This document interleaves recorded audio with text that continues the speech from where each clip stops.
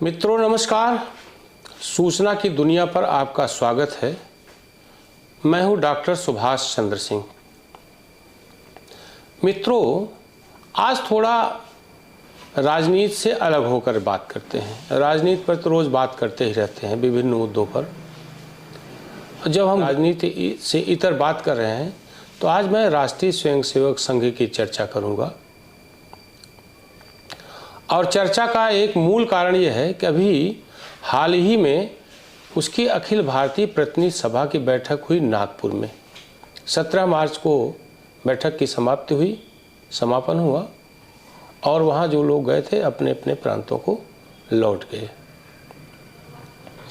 पहले मैं ये बता दूं कि बहुत लोगों को मालूम होगा और जिनको न मालूम है उनको भी बता देता हूँ कि राष्ट्रीय स्वयंसेवक संघ पूरे विश्व में सबसे बड़ा स्वयंसेवी और सामाजिक संगठन है। इसका अखिल भारतीय विस्तार है। भारत के कोने कोने में कोई ऐसा जिला नहीं होगा जहां पर राष्ट्रीय स्वयंसेवक संघ की सक्रिय उपस्थिति न हो। जम्मू कश्मीर यानी कश्मीर घाटी से लेकर केरल तक और राजस्थान के सीमावर्ती इलाके जैसलमेर से लेकर के असम के दूरस्थ और पश्चिम बंगाल के दूरस्थ इलाकों में, कर्नाटक से लेकर के उड़ीसा तक में इसका विस्तार है। इसके अलावा सागर पार माने भारत की सीमा से बाहर कई देशों में यह संगठन विभिन्न रूपों में काम करता है और राष्ट्रवाद की अलग वहाँ जगाता है। जहाँ भी हिंदू हैं पूरे विश्व में वहाँ राष्ट्रीय स्वयंसेवक संघ है। मैं चर्चा इसलिए कर रहा हूँ कि अभी जब उसकी अखिल भारतीय प्रतिनिधि सभा की नागपुर में बैठक हुई जिसका समापन 17 मार्च को हुआ, वहाँ पर कई मुद्दों पर चर्चा हुई। उन मुद्दों पर चर्चा करने से पहले मैं ये बता दूं कि कौन कौन लोग उसमें शामिल हुए।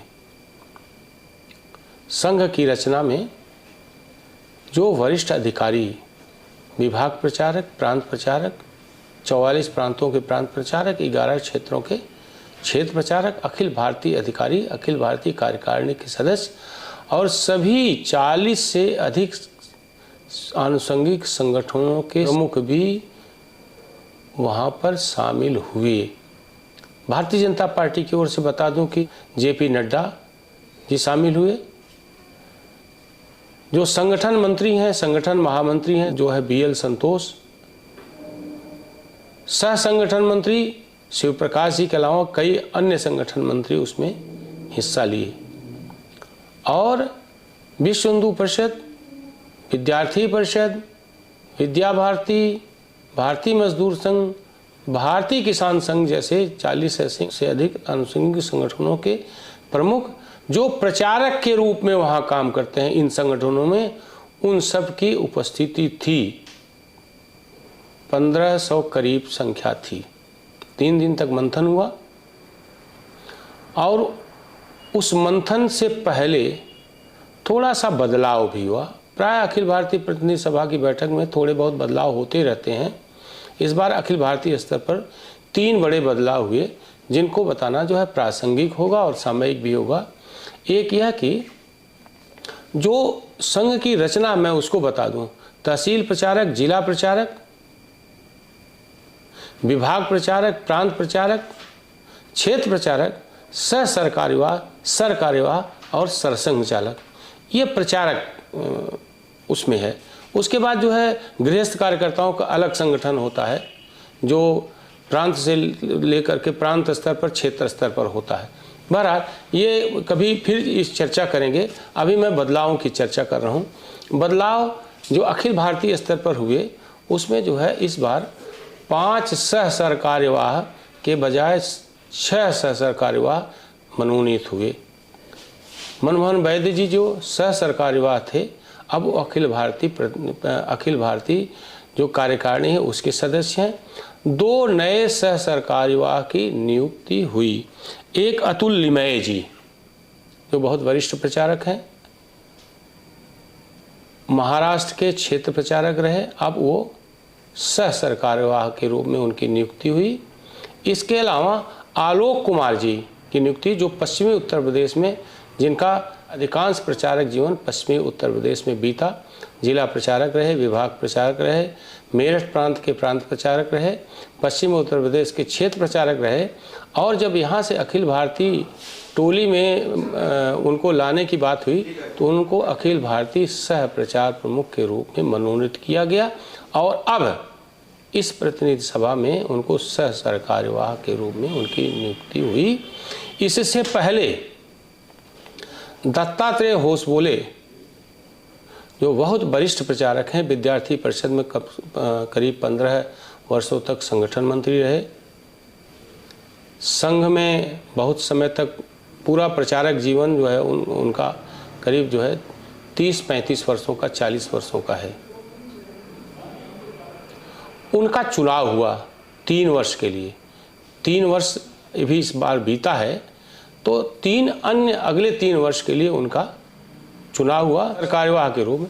सरकार्यवाह का मतलब कि महामंत्री, और सह सरकार्यवाह का मतलब ज्वाइंट जनरल सेक्रेटरी, यानी संयुक्त महामंत्री। आप सब लोगों के समझने के लिए ये बात मैं बता रहा हूँ। इसके अलावा अखिल भारतीय बौद्धिक प्रमुख स्वांत रंजन जी को अखिल भारतीय प्रचारक प्रमुख नियुक्त किया गया। स्वांत रंजन जी के बारे में बताया, वो बहुत वर्षों से प्रचारक हैं, अवध प्रांत के प्रांत प्रचारक रहे, फिर उसके बाद अखिल भारतीय बौद्धिक प्रमुख, और अब अखिल भारतीय प्रचारक प्रमुख नियुक्त किए गए। अब मैं थोड़ा सा इसके बाद मैं चर्चा करता हूँ कि मंथन क्या हुआ। सामान्य रूप से प्रतिनिधि सभा की बैठक में राष्ट्रीय विषयों पर मंथन होता है, अंतर्राष्ट्रीय विषयों पर जिनका भारत से सरोकार होता है उस पर चर्चा होती।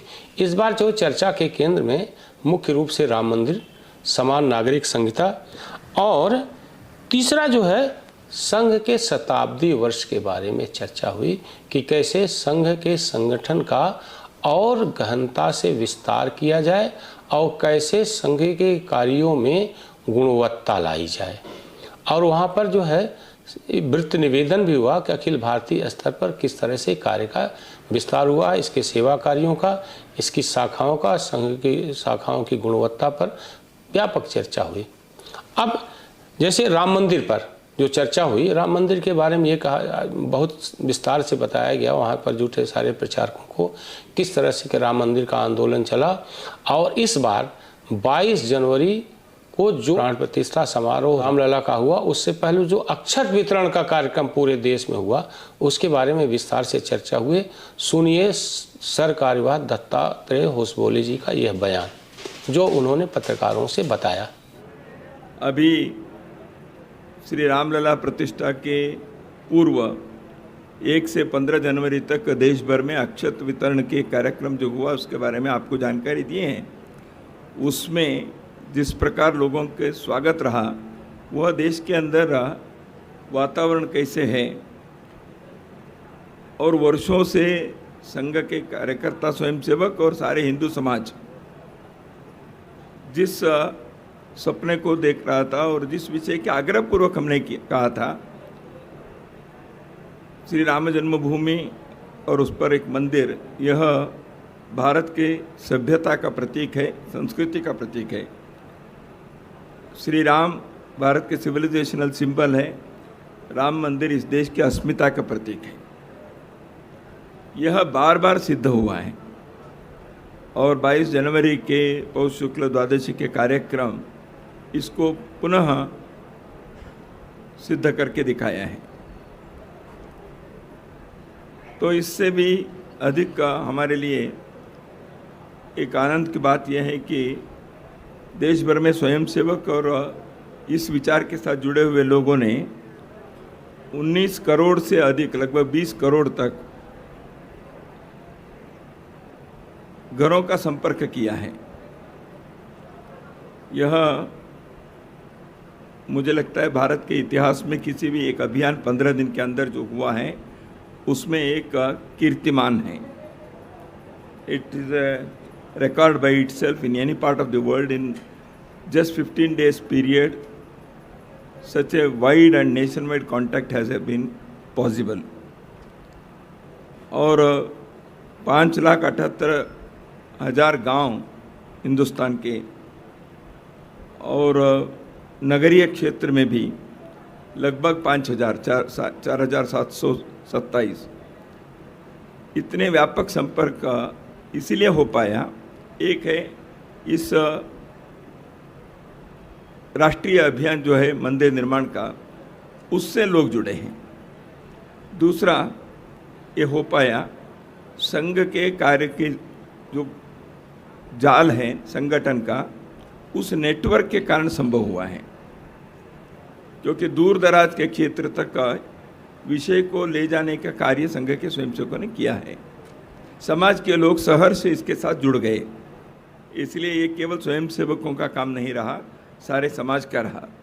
इसलिए समस्त समाज को हम सभी कृतज्ञ हैं और अभिनंदन भी करते हैं, क्योंकि एक दृष्टि से राम मंदिर का निर्माण को किसको कौन कृतज्ञता व्यक्त करे, ये हम सभी मिलकर किए कार्य है। तो इन ए वे सेल्फ कंग्रेचुलेटिंग ही होगा, सब मिलकर सभी का अभिनंदन देना है, क्योंकि समाज का कार्य है, समाज ने किया है, राष्ट्र का कार्य है, राष्ट्र ने किया है। आपने सुन ही लिया। अब इसके बाद जो दूसरा प्रमुख मुद्दा जिस पर चर्चा हुई, जिस पर दत्तात्रेय होसबोले जी का बयान भी पत्रकारों के सामने आया, समान नागरिक संहिता पर। उन्होंने कहा कि समान नागरिक संहिता अखिल भारतीय स्तर पर लागू होनी चाहिए, उसका समय करीब करीब आ गया है, वातावरण भी बन गया। और उन्होंने उत्तराखंड के समान नागरिक संहिता की चर्चा भी की और उसका स्वागत किया। उनका उत्तराखंड में लागू हो गया है, अब अखिल भारतीय स्तर पर भी लागू हो ही जाएगा, उन्होंने ऐसी आशा व्यक्त की। सुनिए आप उन दत्तात्रेय होसबोले जी को। यूनिफॉर्म सिविल कोड के बारे में पहले भी हमने कहा है, अभी उत्तराखंड में उसके जारी किए हैं, उसके बारे में देश के अंदर उसके अनुभव को लेकर होगा। यूनिफॉर्म सिविल कोड, इसके स्वागत तो संघ ने किया ही है, पहले भी हमने कहा है। इसके बारे में हमने अखिल भारतीय कार्यकारी मंडल में प्रस्ताव भी पारित किए थे कई वर्ष पहले, तो इसलिए वो तो है ही, उसका स्वागत किया है। उसमें यूनिफॉर्म सिविल कोड में 4-5 बातें जो आई है, उसके अभी जो एक्ट में एक राज्य के इसमें उत्तराखंड में आया है, वो एक करके देखना चाहिए, धीरे धीरे पूरे देश में होना चाहिए, ये हमारा आग्रह है। हाँ, लेकिन उसमें डिटेल्स में कई बातें, उदाहरण के लिए जनजाति क्षेत्र के लिए अभी नहीं कर सकते, कस्टमरी लॉ है, तो इसलिए कई चीज़ें उस पर डिटेल्स के हैं, उस पर चर्चा हो गया। अभी 4-5 बातों के बारे में, सक्सेशन के बारे में, अडॉप्शन के बारे में, मैरिज के बारे में उसमें आया है, तो आगे बढ़े। उसमें एक है यूनिफॉर्म सिविल कोड के अंदर। आपने पहले के जो बताया उसको थोड़े दिन में देश के लोग ही दे देंगे ना। 10 वर्ष में लोगों ने क्या किया है, संघ तो देश के मान बढ़ा है, देश के अंदर प्रगति हुई है और सबका अनुभव है, ये केवल मेरा नहीं है। दुनिया के 2500 देश के बड़े बड़े अर्थवेत्ता लोगों ने the current century is Bharat century ऐसे कहने वाले। मेरे पास 25 अंतर्राष्ट्रीय स्तर के जो इकोनॉमिस्ट से social and political lead thinkers है, उन्होंने जो कहा मैंने इकट्ठा किया है। इन सब ने पिछले 1 साल में कहा है, G20 के संदर्भ में कई लोगों ने इसको कहा। तो भारत इस सदी के एक इट बिकम्स इंडिया सेंचुरी ऐसे उन्होंने कहा है, इसका अर्थ कुछ तो हुआ है, इसीलिए तो कहा है। तो मैं कहूँगा जून 4 तारीख के देश के लोग भी अपने विश्लेषण दे देंगे। अब तीसरा मुद्दा जो है वो संघ के कार्य विस्तार का है, शताब्दी वर्ष का। आप सब लोगों को मालूम है, और न मालूम हो तो मैं बता दूं, विजयादशमी के दिन 1925 में राष्ट्रीय स्वयंसेवक संघ की स्थापना हुई थी और उसके प्रथम सरसंघचालक थे डॉक्टर केशव राम बलिराम हेडगेवार। द्वितीय सरसंघचालक माधव राव सदाशिव राव गोलवरकर, जिनको हम लोग जो है गुरुजी कहते हैं। बहुत समय तक जो है उनको काम करने का मौका मिला और आज जिन संगठनों को हम अखिल भारतीय स्तर पर जिन संगठनों का विस्तार देखते हैं, जैसे विश्व हिंदू परिषद है, अखिल भारतीय विद्यार्थी परिषद है, जनसंघ जो बाद में 1980 में भारतीय जनता पार्टी बनी। इसके अलावा दर्जनों ऐसे संगठन हैं, भारतीय किसान संघ है, भारतीय मजदूर संघ है, इन सब की स्थापना जो है वो गुरुजी के समय में हुई और उनको विस्तार भी मिला। आज ये मुझे लगता है कि 2 दर्जन से अधिक ऐसे संगठन होंगे, आनुषंगिक संगठन राष्ट्रीय स्वयंसेवक संघ के होंगे, जो अखिल भारतीय हैं और सबसे बड़े संगठन के रूप में उनकी प्रतिष्ठा है और उनका कार्य विस्तार है। तो जो शताब्दी वर्ष है, जो 1925 में स्थापना हुई थी और अगले वर्ष 2025 में उसको 100 वर्ष पूरे हो जाएंगे। इस पर भी विस्तार से चर्चा हुई। अब विशेष रूप से चर्चा हुई कि शताब्दी वर्ष को किस तरह मनाया जाए और सर्वोपर यह कि शताब्दी वर्ष में किस तरह से राष्ट्रीय स्वयंसेवक संघ के कार्यों का विस्तार किया जाए, संगठन का विस्तार किया जाए, इसके कार्यों में किस तरह से और गुणवत्ता लाई जाए। संघ के शताब्दी वर्ष के निमित्त हमने जो संगठनात्मक दृष्टि से कार्य विचार किया है वह कार्य के विस्तार के हम पूर्ण मंडल, पूर्ण खंड के और पूर्ण नगर के एक लक्ष्य लेकर चले हैं। एक खंड में डेवलपमेंट ब्लॉक जो है विकास खंड, उसमें जितने भी मंडल है उन सभी मंडलों में संघ के कार्य किसी न किसी रूप से शाखा अथवा मिलन, नित्य शाखा अथवा साप्ताहिक मिलन, यह होना चाहिए। ये हमारा संकल्प है। हम अगले 1 वर्ष में इसको पूरा करने के लिए सब प्रकार के प्रयत्न करने वाले हैं। 2025 के विजयदशमी से शताब्दी वर्ष प्रारंभ होगा, उससे पूर्व इसको पूरा करने के हमारे लक्ष्य हैं।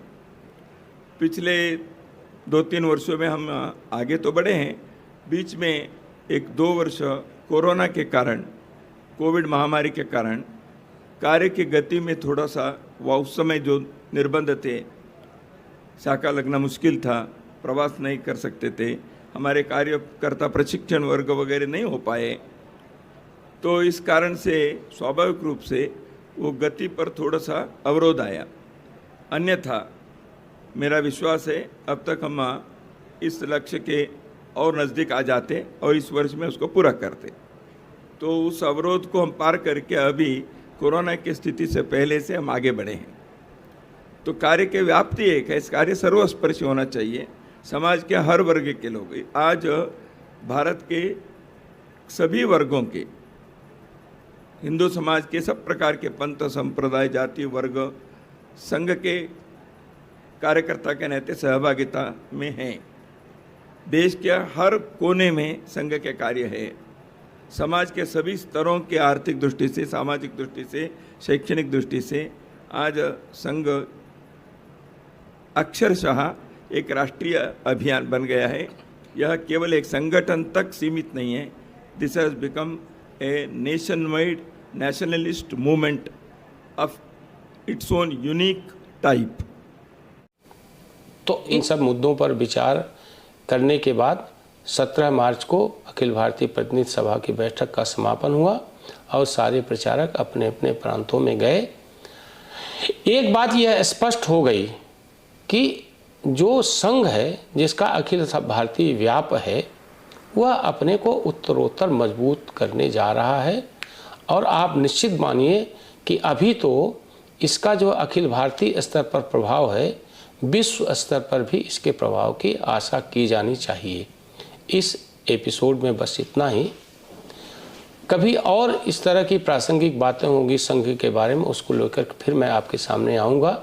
आप लोगों से एक अनुरोध है कि जो लोग सूचना की दुनिया देख रहे हैं, जिन्होंने इसको सब्सक्राइब नहीं किया, वो सब्सक्राइब करें और इसको देखें, लाइक करें, कमेंट करें और शेयर करना न भूलें। आप इस YouTube चैनल को लाइक करिए, सब्सक्राइब करिए, कमेंट करिए और शेयर ज़रूर करिए।